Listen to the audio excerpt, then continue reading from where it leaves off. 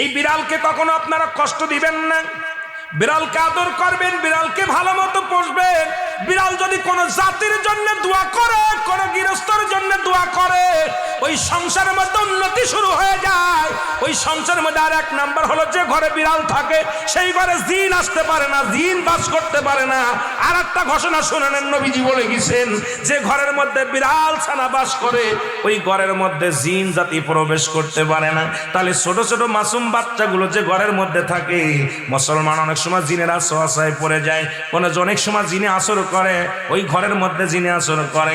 যে ঘরের মধ্যে বিড়ালকে আদর করে বিড়াল থাকে, ওই ঘরের মধ্যে বিলাই বিড়াল বিড়াল বিলাই বিলাই, এইটা যার ঘরের মধ্যে আছে এই ঘরের মধ্যে দুষ্ট জিনেরা আসতে পারে না। জোরে জোরে চিল্লায়া বলা যাবে না মারহাবা।